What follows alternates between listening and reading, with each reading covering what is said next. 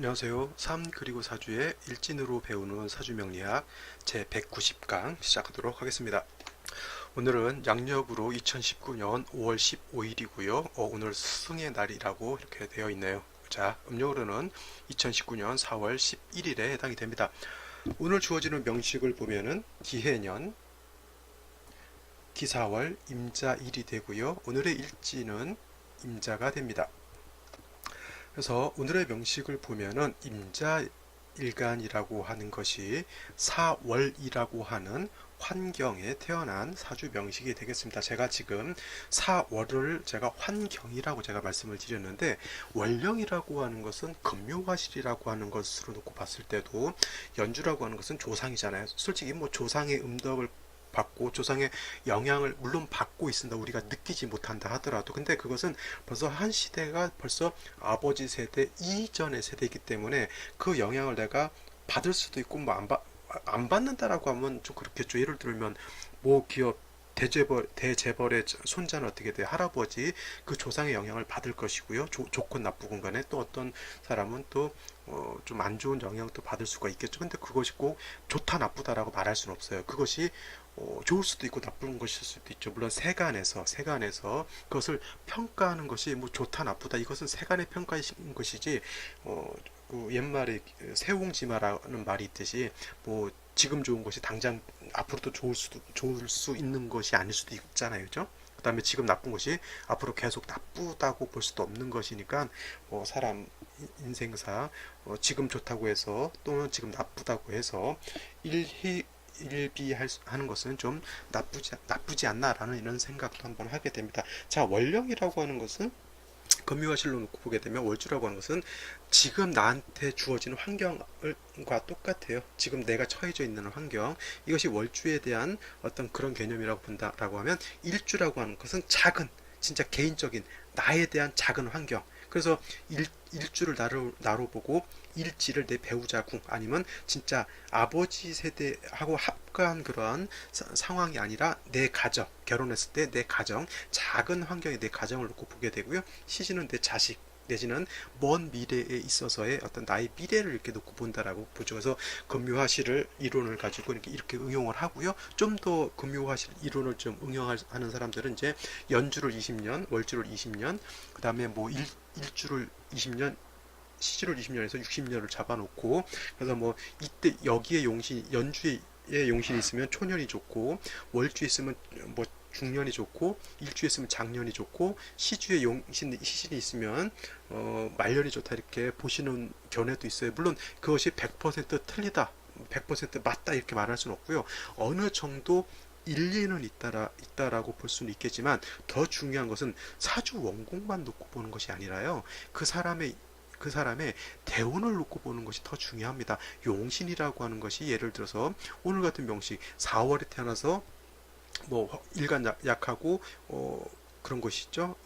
재성이 왕하니까 용희신이 연주에 있게 되면은 초년이 좋은데, 예를 들어서 용이 여기도 여기도 화면 말년이 나쁘다라고 이렇게 놓고 볼 수도 있겠죠. 근데 사주를 놓고 보게 되면 만약에 뒤에 화가 왕한데 여기도 화가 있고요.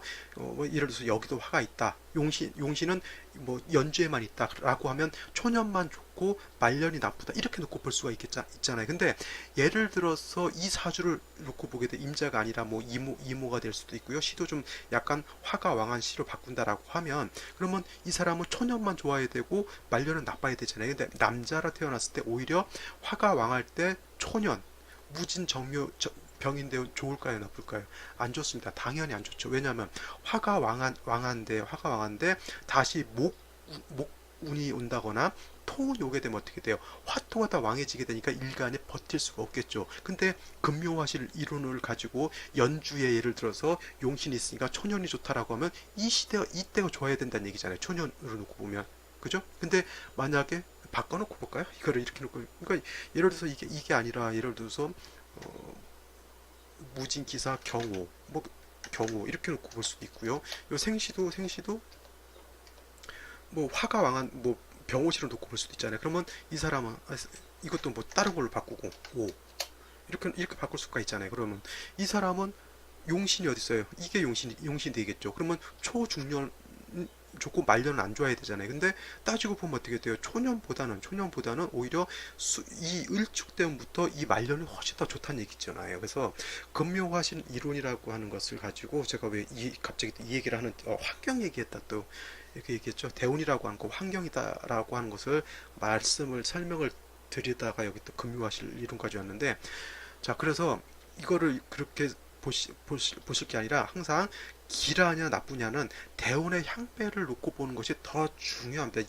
뭐 단순히 금묘화실 이론에 의해서 연주에 근에 해당되는데 용신이 있으니까 천원 운이 좋다 이렇게 놓고 볼 것이 아니라 그 대운 때가 이 사람한테 좋은 환경이 주어지느냐 나빠지느냐 이걸 놓고 보는 것이 오히려 더 타당하다라고 놓고 보는 것이죠. 그래서 예를 들어서 이 사주가 3대운이니까 이게 이렇게까지가 초, 중 아니면 두 개씩 잡아야죠. 초, 중, 장, 말로 가야 되죠. 그러면 이렇게 되면 이 사람 말년운이 좋다라고 볼 수밖에 없잖아요. 근데 뭐 그 용의신이 앞에만 있으니까 말년이 안 좋다 이렇게 놓고 볼 수는 없다라고 하는 겁니다. 왜 갑자기 제가 이런 또 설명을 드리게 됐는지는 그러니까 환경 이거 설명하려다가 이렇게 왔죠. 자, 월령이라고 하는 것은 환경이에요. 환경, 나한테 주어진 환경. 임수가 4월이라고 하는 환경에 태어난 것이고요. 크게 놓고 보면 어떤 작물이라든지 그 삼라만상이 4월이라고 하는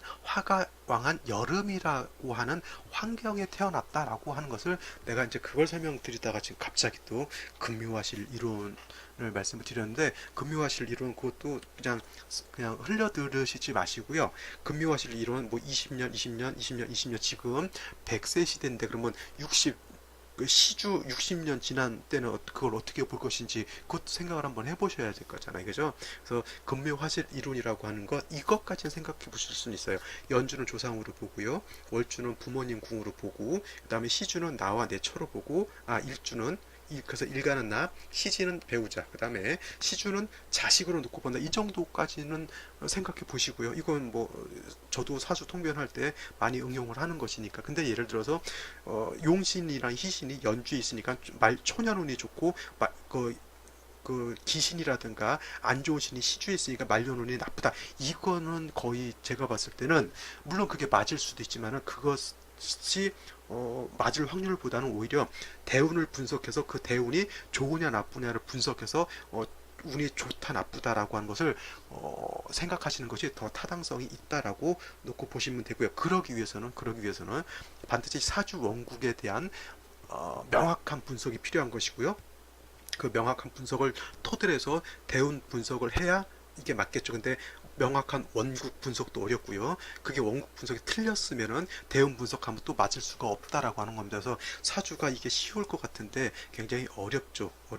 근데 여기다 대고 이런 어떤 생극 재화의 이론을 다 차치하고 또 그냥 기타 이렇게 잡설 같은 거 있죠. 뭐 이런 그 이상한 이론들만 이렇게 접목하다 보면 사주 가지고 감명한다라고 하는 것이 굉장히 진짜 요원한 일이 될 것이고요. 그걸 가지고 자기 혼자 자기 운세를 보는 것은 뭐 피해를 보더라도 자기가 보는 것이지만 그걸 예를 들어서 타인한테 그 사주를 가지고 혹세무민을 한다던가 뭐 재물을 취한다던가 이렇게 하게 되면 그거는 진짜 업을 짓는 것이죠. 불가에서 말하는 업을 짓는 것이기 때문에 좀 신중하셨으면 하는 그런 생각이 듭니다. 자, 이거는 이제 지금까지 사족이 겁나게 길었다라고 이렇게 생각을 하고 있고요. 자, 일간 임수라고 하는 것을 놓고 보도록 하겠습니다. 임수는 양에 속하는 것에 해당이 되고요. 그 다음에 임이라고 하는 것은 수물에 해당이 되죠. 그래서 수입니다. 그래서 이거는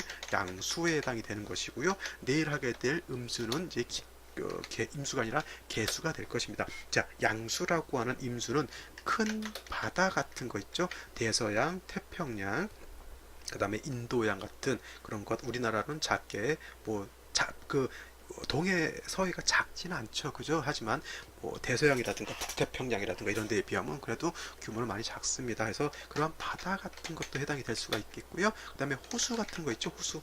우리나라는 뭐 백운호수 이런 호수도 있는데 제가 봤을 때 이건 규모가 이렇게 큰 규모가 아니죠. 그냥 저수지다 이렇게 생각하시면 될 것 같고요. 뭐 좀 큰 호수라고 하면 이제 미국 같은 오대호 같은 그 정도, 웬만한 뭐 우리나라 막 전라도면 전라도, 경상도면 경상도, 이러한 범위가 하나의 호수같이, 옛날은 이제 그런 곳이 바다였다가 땅이 융기하면서 그냥 호수가 돼버린 것이죠. 물이 이제 갇혀니까. 근데 물 자체 수량이 원체 많다 보니까 스스로 자정 능력도 있고, 그 안에는 이제 돌고래도 서식하는 그런 호수죠. 그래서 따지고 보면 바다였던 것이 이제 호수화 돼가지고 이제 그렇게 된 것도 이제 뭐 해당이 될 수가 있겠죠. 그 다음에 뭐 바다, 호수 또 뭐가 있을까요? 뭐 강 같은 것도 있을 수가 있겠죠. 뭐 한강, 뭐 낙동강 같은 그런 강, 뭐 황하강이라든가 뭐 이런 이집트의 있던 뭐 독일의 또 나일강이라고 하는 큰 강이 있겠죠. 그래서 옛날에는 물이 있어야 그 문명, 메소포타미아 문명, 이집트 문명, 뭐 이런 황하 문명, 4대 문명이라고 하죠. 그래서 물이 있는 쪽에서 이렇게 문명이 많이 발전해져서 사람이라고 하는 것, 동물이라고 하는 것, 모든 삼라만상은 물이 없어서는 존립할 수 없다라고 해서 물이라고 하는 것 굉장히 중요합니다. 그리고 4, 5, 미월 같은 경우에는 화가 왕한 때이기 때문에 물이라고 하는 것, 즉 수라고 하는 것의 수요가 굉장히 많아집니다. 이 정도까지 수 설명을 드리고요. 자, 임수라고 하는 것 말씀드렸지만 큰 바다, 큰 호수, 강 같은 것이기 때문에 규모가 작은 물이 아니에요. 거대한 양의 물을 말합니다. 뭐 개수 같은 경우는 내일 또 설명을 드리겠지만 우로수라고 해서 뭐 옹달샘이라든가 이슬이라든가 뭐 잠시 내리는 이슬비 같은 그런 작은 물입니다. 그래서 이런 것들은 뭐 왕하더라도 뭐 크게 뭐 해를 주거나 뭐 그런 성향은 없지만은 임수라고 하는 것은 일간이 왕하게 되면 어떤 성질이냐면 충분지성이 있다라 그래. 충분하는 성향을 갖고 있다. 물을 예를 들어서 강감찬 장군이 옛날에 뭐 어디 강에서 강물을 막아놨다가 적군이 지나갈 때 강물을 터가지고, 그죠? 그 물이 엄청난 물살이 적군들을 다 쓸고 내려갔다고 하죠. 그와 같이 요동을 치고 소용돌이를 치고 쓰나미를 일으키고 하는 그 물의 성질이 굉장히 무섭습니다. 불이야 한번 나면은 그냥 하겠지만, 일본에서 후쿠시마에서 난 쓰나미 같은 거 봐봐요. 와, 굉장히 무섭지 않습니까? 시커먼 물이 막 뭐 저러다 말겠지 했는데, 와, 그러한 물의 성질, 그것은 임수잖아요. 임수의 성질은 그와 같은 충분한 성질이 있다라고 이렇게 볼 수가 있습니다. 그래서 그러한 임수의 충분한 성질을 막기 위해서, 제어하기 위해서 반드시 칠살토가 있어서 제방을 해야 된다. 제방을 해야 임수의 그런 충분한 성질을 막을 수가 있겠고요. 우리나라 소양강댐이라든가 팔당댐이라든가 그 물이 예를 들어서 큰 비가 오거나 하게 되면 큰 물이 불어가지고 뭐 가끔 지리산이라든가 이런 데서 캠핑 같은 거 하다가 급류에 힘을 내서 사람들이 많이 인명 손실을 많이 보게 되죠. 그와 같은 것을 막기 위해서는 어떻게 돼요? 큰 댐을 막아서 우기의 물이 한 방에 쓸려 내려가는 것을 또 제어할 수도 있겠고요. 또 가물었을 때는 물을 막아놨다가 그것을 조금씩 흘려내보내면서 또 그 물을 쓸 수가 있게 되는 것이죠. 그래서 임수라고 하는 것, 무토, 칠살이 있어서 제방해 줌으로 인해서 충분한 그런 성향도 없애지고요. 그 다음에 물을 유유적절하게 쓸 수 있다라고 이렇게 놓고 볼 수가 있겠습니다. 자, 그래서 임수라고 하는 것, 귀를 논하기 위해서는, 부귀를 논하기 위해서는 기본적으로 무토칠살이라고 하는 것이 필요한데, 근데 이것도 중요한 것은 무턱대고 임수가 무토라고 하는 칠사를 쓸 수 있는 것이 아니라 일간이 왕했을 때, 원령을 득했을 때, 즉 예를 들면 임수가 해월이나 자월에 태어나게 되면 굉장히 왕할 때, 임관지, 제왕지에 태어나서 걸록격, 양인격이 돼서 임수 일간이 굉장히 왕하죠. 이럴 때는 무토를 쓸 수가 있겠고요. 그렇지 않고 임수가 금왕절인 신월이라든가 6월 같은 데 태어났거나, 아니면 뭐 타월에 태어났다 하더라도 타간지로 임계수가 뭐 비경겁제가 많아서 임수가 신강해지게 되면 그때는 무토를 쓸 수 있지만, 임수 일간이 너무 약해요. 예를 들어서 인월에 태어났거나 묘월에 태어났거나 오늘 같은 4월이라든가 다음 달 미월, 진술충미월 같은 데 태어났으면 임수 일간이 약하죠. 이럴 때 임계수가 비경급제가 있어서 임수가 신강해지면 모를까, 그와 같이 일간이 약할 때는 무토칠사를 섣불리 쓰게 되면 임수가 어떻게 돼, 오히려 고갈되거나 파극을 당해서 오히려 단명, 일찍 죽거나 상해를 크게 볼 수 있는 그러한 사주국세가 될 수 있다라고 하는 것도 잘 살펴보시기 바랍니다. 자, 다음으로 태어난 원령을 놓고 보도록 하겠습니다. 자, 임수일간이 태어난 월령이라고 하는 것, 사월이라고 하는 월령에 해당이 됩니다. 이 사월이라고 하는 것은 맹하라고 하고요. 뭐 초여름이라고 하죠. 초여름. 지금이 초여름이죠. 벌써 제가 저녁마다 한 6시 정도에서 7시 사이에 이제 저녁에 이제 산책 내지는 조깅을 하러 밖을 나가요. 예전에 벌써 몇 달 전만 해도 긴팔을 입고 나가더라도 약간 오싹한 그런 기운이 있었는데 지금은 위아래로 반팔 입고 나가도 춥지 않습니다. 오히려 덥죠. 조금 뛰게 되면 땀이 납니다. 그래서 요즘 같은 경우는 하루에 뭐 샤워를 한 2번 정도는 하는 것 같아요. 아침 저녁으로. 그리고 요즘 지금 5월이잖아요. 제가 다니는 그 공원에 벌써 아카시아가 만개, 거의 뭐 산을 하얗게 뒤덮을 정도로 아카시아가 많이 폈습니다. 그 산이 제가 아주 어렸을 때 3살, 4살 때부터 보았던 산인데, 물론 제가 이제 이사를 자주 안 다녀서 이 산을 끼고 거기서 이렇게 돌면서 살아서 애정이 굉장히 많이 가는 산이거든요. 초등학교 때도 그 산에 가가지고 등산도 하고 그 아카시아가 되게 많았고 지금도 많습니다. 그래서 어렸을 때는 그 아카시아를 따다가 이렇게 먹기도 하고 요즘은 이제 공해가 심해서 이제 먹지 못하죠. 어렸을 때는 모르겠어요. 뭐 저 어렸을 때 뭐 집안이 이렇게 잘 살고 그러진 않아가지고 친구들하고 이렇게 산에 가면 그 아카시아 이렇게 뜯어가지고 이렇게 먹었는데 뭐 달짝지근하잖아요, 그죠? 아카시아가 먹어본 사람 알겠지만 그리고 지금 같은 경우 이렇게 꽃이 만개할 정도로 지금 화가 좀 왕해져 있다라고 이렇게 놓고 볼 수가 있겠고요. 화가 왕해지면 왕해질수록 어떻게 돼요? 그냥 그 그냥 단편 논리로 화가 왕하면 막 불의 기운이 왕해지는갑다 이렇게 생각하시면 안 되고요. 4월이라고 하는 것은 여름이라고 해서 내가 계속 강조를 하잖아. 맹하다, 초여름이다, 그 다음에 초춘이다, 아니면 초하다. 이거는 계절을 느끼라고 제가 말씀을 드리는 거. 초하, 굉장히 덥다라고 하는 거고요. 조금만 움직여도 갈증이 나고, 조금만 비가 안 와도 아까 말씀드렸던 아카시아가 지금은 그래도 물기가 어느 정도 있으니까 꽃을 이렇게 피우게 되겠지만 예를 들어서 일주일 넘게 비가 안 오면 어떻게 돼요? 아카시아 꽃이 시들어 버리죠. 풀들도 시들어 버리고 산에 있는 나무들이 다 어떻게 돼요? 생기를 잃고 슉슉 늘어지면서 때깔도 별로 좋지가 않습니다. 그래서 4월에 화가 왕하다라고 하는 건 기온이 올라간다라고 하는 것을 놓고 보셔야 되는 거고요. 기온이 올라가면 올라갈수록 어떻게 돼요? 4월 물이 어떻게 돼요? 빨리 증발돼서 날아가 버리죠. 그죠?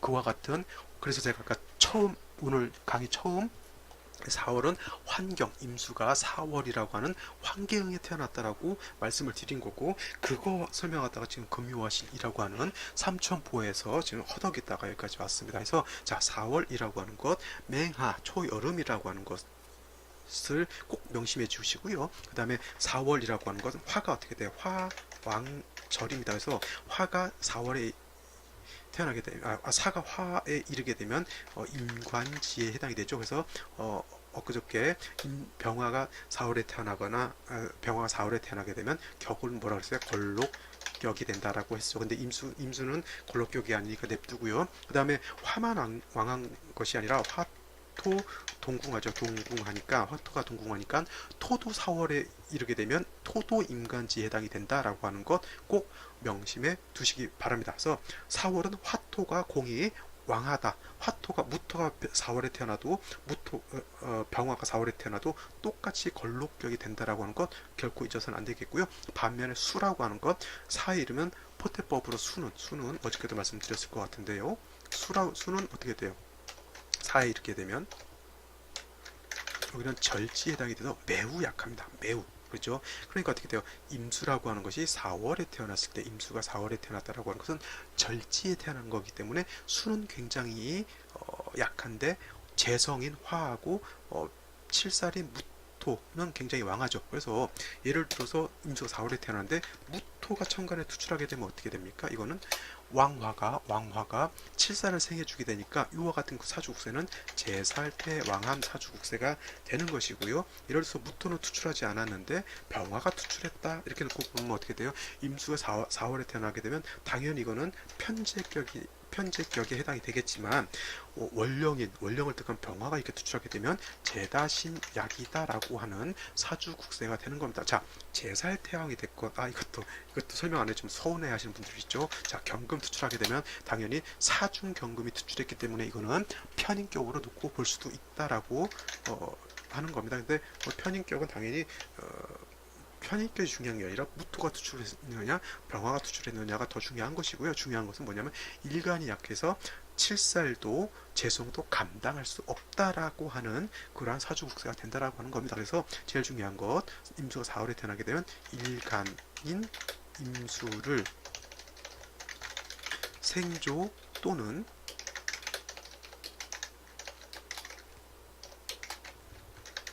방신하는 필요하다라고 이렇게 놓고 볼 수가 있겠고요. 임수를 생조해준다라고 하는 것은 이거는 뭐예요? 인성을 뜻하는 것이고요. 임수를 방신한다라고 하는 것은 어떻게든 비견이라든가 겁재를 뜻하는 겁니다. 그래서 인성이라고 하는 것 어떻게 돼요? 금을 뜻하는 것이고요. 비견겁재라고 하는 것은 같은 임계수를 뜻하는 것입니다. 그래서 임수가 4월에 태어나게 되면 일간은 약하고 제살이 태양하거나 제다 신약한 병이 될 수 있기 때문에 반드시 인성 내지는 비견겁재가 필요하다. 이렇게 놓고 볼 수가 있겠습니다. 자, 이와 같은 것을 기초 지식으로 해서 오늘 사주 명식을 보고 생시를 한번 더 살펴보도록 하겠습니다. 자, 오늘 명식 임수일간이 4월에 태어난 명식이라고 설명을 드렸고요. 월간의 기토라고 하는 것이 투출되어 있고요. 그 다음에 연간에도 기토라고 하는 것이 이렇게 투출되어 있습니다. 자, 임수일간이 4월에 태어나서 약합니다. 자, 우리가 육치를 설명을 할 때 관성, 인성, 재성, 식상을 논하고 비견겁재도 있겠고 여기서 정자 들어가는 정관, 그죠?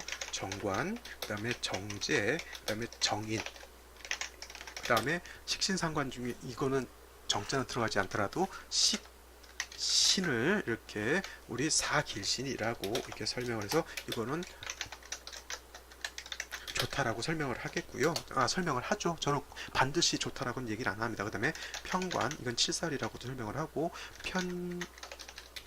편제, 그 다음에 편인, 그 다음에 상관 이렇게 돼 있죠. 얘네는 뭐라고 설명합니까? 자, 이거는 사흉신이라고 설명을 합니다. 그래서 정관, 정제, 정인, 식신은 사길신이라고 해서 좋은 것이고요. 편관, 편제, 편인, 상관은 사흉신이라 나쁘다 이렇게 일반적으로 알고 있습니다. 하지만 저는 사길신, 사흉신을 믿지 않습니다. 사흉신이 됐건 사길신이 됐건 사주 원국 내에서 나한테 도움이 되면 나한테 좋은 거고요. 나한테 도움이 안 되면 나한테 안 좋은 거지. 이걸 천편일률적으로 이렇게 나눠놓고 설명할 일은 아니다 이렇게 생각을 합니다. 자, 비근한 예로 임수가 4월에 태어났을 때 일간은 약하고 재성이 왕해서 일간 재다신 약한 중에 아무리 좋은 이 정관이라 하더라도 이것이 투출하게 되면 어떻게 됩니까? 이거는 기토타김이 되는 거예요. 그죠? 자, 옛말에 평안감사도 자기 싫으면 하기 않는다는 말이 있죠. 아무리 좋은 거라도요, 내가 감당할 수 없으면 못하는 겁니다. 자, 나한테 지금 대통령 하라고 하면 내가 그 대통령이라고 하는 그 최고의 정관 아니겠어요? 그죠? 최고의 명예죠. 근데 나한테 대통령 하라고 하면 내가 그 중책을 감당할 수 있겠냐고요. 그렇죠? 아무런 준비도 되어 있지 않습니다. 저 같은 경우 제가 뭐 우리나라 문화에 대해서, 경제에 대해서, 군사에 대해서, 외교에 대해서 뭐 그다음에 뭐 지금 현재 북한 문제에 대해서 저 별로 생각 없거든요. 이렇게 아무 생각 없는 사람이 대통령이 되면은 국가를 말아먹게 되겠죠. 그래서 아무리 좋은 명예를 하더라도 내가 그걸 감당할 수 있어야지만 할 수 있다라고 하는 겁니다. 임수가 4월에 태어나게 되면 어떻게 돼요? 일간이 약해서 정관이라 하더라도 오히려 기토를 탁하게 만들게 되니까 기토가 이 정관이 오히려 흉시로 작용하게 되는 겁니다. 자, 아시겠죠? 자, 다음으로 일지를 놓고 보게 되면 해수라고 하는 것이 이렇게 있어요. 이거 문제가 되겠죠? 이거는 사해충이 됩니다. 사해충. 아까 일간이 약해서 이런 경우에는 비견겁재라든가 인성이 있어서 일간을 도와줘야 되는데 해수가 있긴 한데 어떻게 돼요? 얘가 좀 여기 있지 말고 이쯤 돼서 있었으면 충이 되지 이걸 또 이렇게 또 충하는 것으로 놓고 보시는 분들도 있지만 이거는 솔직히 충으로 보시지 않는 게 더 나아요. 이렇게 접해 있을 때 충한다라고 놓고 보는 것이 훨씬 사주 볼 때 보는 것이 더 타당하다라고 놓고 보시고요. 원격되어 있으면 또 어떤 사람은 또 이렇게까지 되어 있는데 이걸 또 사이충이다라고 해서 깨졌다 이렇게 놓고 보시는데 그렇지 않습니다. 접충일 때 좀 많이 깨지는 거고요. 이렇게 좀 떨어져 있으면 이거는 원격충이라고 해서 그렇게 큰 데미지를 있는 것으로 보지 않는다. 이렇게 생각하시면 되겠습니다. 이렇게 사회충이 되면요, 이 사화도 깨지겠지만 해수도 같이 깨집니다. 그죠? 자, 사월은 수가 약하고 화토가 왕하게 되기 때문에 일방적으로 화만 깨지는 것이 아니라 해중에 있는 것도 같이 깨지게 된다라고 놓고 보게 되면 임수가 해의 뿌리를 두고 이 해수가 화를 적절하게 절제를 시켜줘야 되는데, 물론 충에서 뭐 사중 병화를 이렇게 뭐 완전히 이렇게 한 것은 도움이 될지 모르겠지만, 임수가 해의 뿌리를 두서 통근할 수 있는 것이 많이 약해졌다라고 하는 것은 좀 나쁘다라고 볼 수가 있겠죠. 자, 근데 일지에서 자수를 보게 봤습니다. 그래서 임자일주가 되게 되는데, 임수가 자수를 보게 되면 이거 어떻게 돼요? 양인이죠. 양인이라고 표현을 합니다. 대개 보면 일지에 이렇게 양인이 있게 되면은, 일지에 양인이 있게 되면 이거를 간여지동이라고 해서 부분이 불리하다, 남녀공이, 남자는 처덕이 없고 여자는 남편덕이 없다, 이렇게 놓고 보는 경우가 되게 많이 있게 되는데, 이거는 아까 말씀드렸지만 천편일률적으로 그렇다라고 보시면 절대 안 되는 것이고요. 그 글자가 나한테 도움이 되느냐 안 되느냐를 놓고 봐야 되는데, 요와 같은 상황에서는 일간이 약하기 때문에 이 양인 자수는 나한테 도움이 된다 안 된다, 도움이 된다라고 놓고 보셔야 되는 겁니다. 물론 생시가 어떻게 주어지느냐에 따라서 이것이 오히려 또 나한테 해가 되는 글자가 될 수도 있겠고요. 또 생시에 따라서 나한테 지금같이 도움이 되는 글자도 될 수도 있다라고 놓고 볼 수가 있겠습니다. 이와 같은 경우 기토도 마찬가지로, 저는 차라리 임수가 왕하면 무토가 있으면 무토를 썼지, 기토라고 하는 것은 어떻게 돼요? 임수일간이 약했을 때는 기토 타김이 돼가지고 오히려 임수를 곤하게 만드는 것이고요. 임수가 왕했을 때는 어떻게 돼요? 사수동류가 돼가지고 기토라고 하는 것은 임수를 제방할 수 없다라고 하는 것이잖아요. 그래서 너무 이거는 사길신 중에 정관이라고 하는데 너무 목매지 마시고요. 이것이 나한테 어떻게 실질적으로 작용하느냐를 놓고 보시는 것이 더 타당하다 라고 이렇게 놓고 볼 수가 있겠습니다. 해서 오늘 여기까지 설명을 드리고 이제 간단히 생시를 한번 보도록 하겠습니다. 자, 생시를 보게 되면은, 자, 이렇게 보죠. 경자시. 제일 먼저 자시를 보게 되면, 자, 요 기토도 있다고 하지만 사를 하나 빼고 나면 해수, 자수, 경금이죠. 4월이 임수가 절지라서 약한데 사와 하나를 빼놓고 나면, 물론 이게 사해충이 되겠지만은, 이 자수 양인이 벌써 두 개 깔고 있고요. 경금, 사중에 있는 경금이 이렇게 투출하게 되면, 이거는 아까 격국으로 뭐라 그랬어요? 격국으로. 물론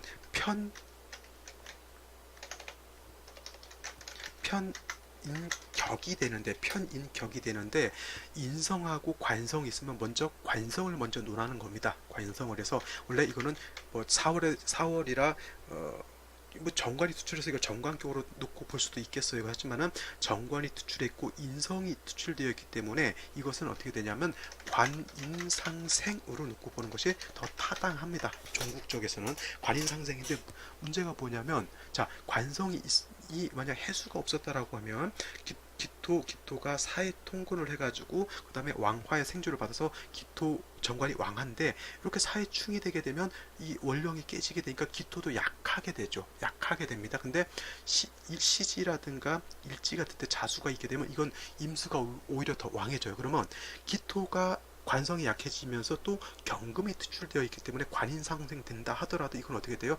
관성이 약해요.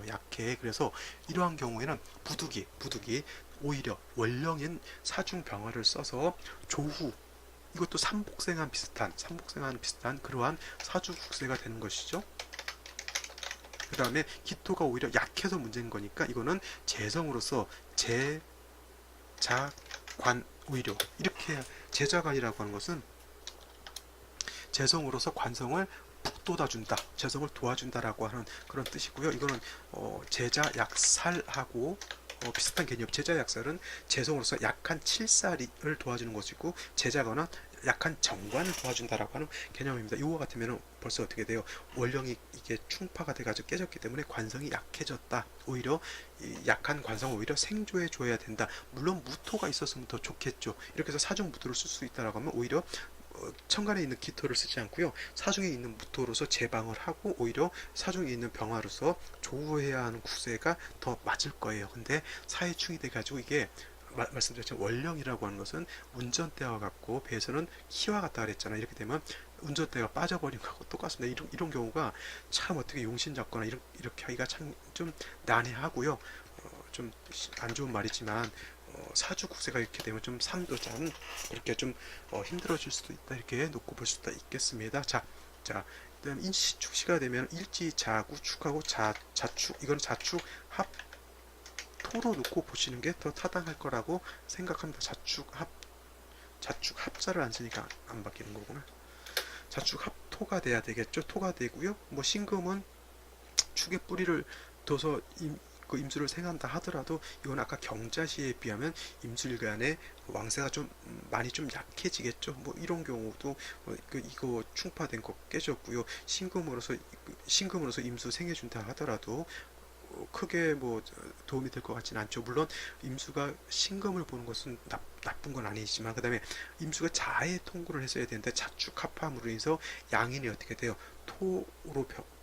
토로 변해버리니까 임수의 뿌리가 그만큼 약해진다라고 이렇게 놓고 볼 수가 있겠습니다. 다음으로 갑진시를 놓고 보게 되면 이거는 아까는 자축 합토가 되는 것이지만 이거는 어떻게 돼요? 자진 반합 회국 해서 이거는 오히려 어떻게 돼요? 화에서 수가 되죠. 물. 그러니까 어떻게 돼? 이거는 자축합토는 임수의 뿌리가 약해지는 반면에 자진합수 임수의 뿌리가 오히려 더 왕해지겠죠. 그 다음에 이 간목이 이렇게 투출했다라고 하는 것은 뭐냐면 이 기토라고 하는 것을 쓰긴 써야 되는데 오히려 이걸 좀 임수가 탁해지는 것을 좀 제어해주는 쪽으로 이렇게 생각해 볼 수도 있겠죠. 물론 이제 이거를 뭐 상관경관이다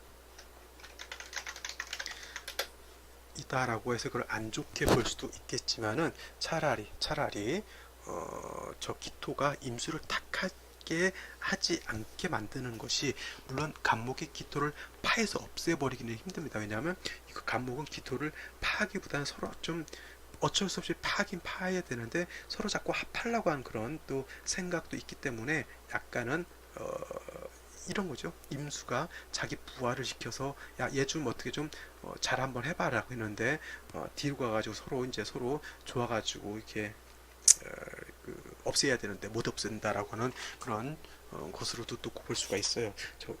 이거를 예를 들어서 기토를 용신으로 써야 되는데 간목이 투출했다라고 하면 이건 간목이 병이 되는 것이고요. 기토가 임수를 탁하게 만드는 것이기 때문에 얘를 임수가 탁하지 않게 해야 된다라고 하는 관점에서 놓고 봤을 땐 오히려 간목은 희신 내지는 용신이 된다라고 하는 그런 차이가 있어요. 이것도 보는 사람에 따라서 관점에 따라서 달리 볼 수 있겠지만은 저 같은 경우는 이거는 저 기토를 좀 임수가 탁하지 않게 만드는 것이 더 좋지 않나라고 이렇게 저는 개인적으로 이렇게 생각해서 상관경관이 된다 하더라도 이거는 그렇게 나쁘다고 볼 수는 없다 이렇게 저는 생각을 하고 있습니다. 그 다음에 병호시가 되면 이거는 일단은 좌우충이 되죠. 좌우충 일시지로 좌우충이 되는 거고요. 연으로 사회충이 되니까 어떻게 돼요? 이거는 사지전충이다. 사지지 지지가 다 충돼서 깨져버렸죠. 자수도 깨지고 해수도 깨지고 사화도 깨지고 오화도 깨지고 뭐 이렇게 되니까 어떻게 돼? 드러난 천간으로는 편제가 관성을 생하는 제작관의 사주국세 겉으로 보이기에는 화려하고 뭔가 있어 보이지만은 그 내막은 어떻게 돼요? 다 충이 돼서 깨져버렸다는 얘기죠. 이것이 바로 뭐예요? 외화내빈이죠.